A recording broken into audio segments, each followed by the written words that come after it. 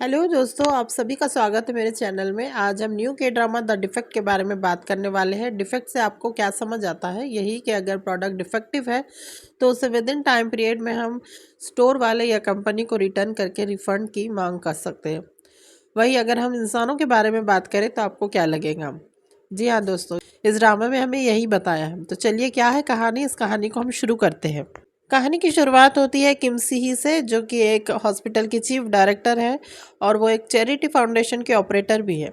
लेकिन वो एक इलीगल अडॉप्शन ऑर्गेनाइजेशन चलाती है, जहां वो बड़े क्लाइंट को बच्चे अडॉप्ट करने का मौका देती है। मगर बच्चे अगर प्रोडक्टिव नहीं रहे, यानी अपने पेरेंट्स की तरह टैलेंटेड नहीं रहे, तो एक सर्टेन पीरियड के बाद वो बच्चों को वापस भी लेती है और उन क्लाइंट का पैसा रिफंड करती है और उन बच्चों को मारने का आदेश देती है। जंग भी डायरेक्टर किम के लिए ही काम करता है। फिर तासिक नाम के एक आदमी की एंट्री होती है, जिसे अपनी माँ की सर्जरी के लिए पैसे की ज़रूरत होती है। उसे थ्रैश डंप करने का काम मिलता है।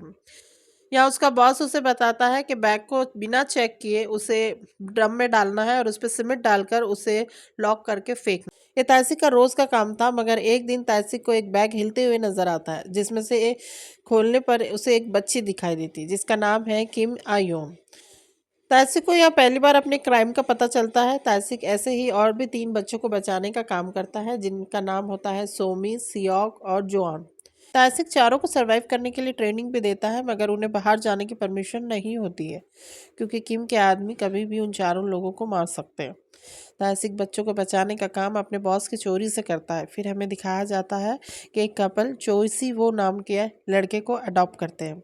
चोइसी पढ़ाई में अच्छा नहीं होता है, इसी की वजह से वो कपल रिफंड की मांग करते हैं। मैं आपको ये भी बता दूं कि चोइसी किमसी ही की बेटी के स्कूल में पढ़ाई करता है, जहाँ वो दोनों दोस्त भी होते हैं। तासिक और उसके बॉस चोइसी को किडनैप करते हैं।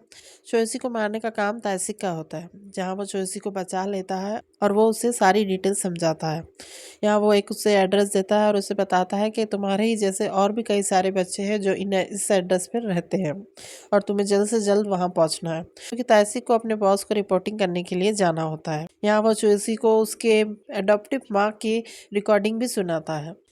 लेकिन कहीं तो भी चोइसी एक छोटा बच्चा था, जिसे इस तासिक की बात पे ज़रा भी यकीन नहीं था। इसलिए वो रास्ते में उसे जब फ़ोन बुक दिखाई देता है तो वो अपनी अडॉप्टिव माँ को कॉल करता है। उसकी माँ चोइसी को की आवाज़ सुनने के बाद में चिल्लाकर उठती है और कहने लगती है कि हमने तो इसे मारने का ऑर्डर दिया था, अभी तक ये जिंदा कैसा है।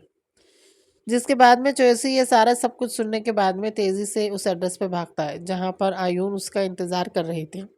इधर जंग को इन्फॉर्मेशन मिल जाती है तो वो सीधा थ्रैश डंप हाउस में पहुंचता है और तासिक के बॉस को मार डालता है। तासिक जंग से फाइट करता है और वहां से भाग निकलता है। जंग और उसके आदमी उसका पीछा करते हैं, मगर तासिक का एक्सीडेंट हो जाता है।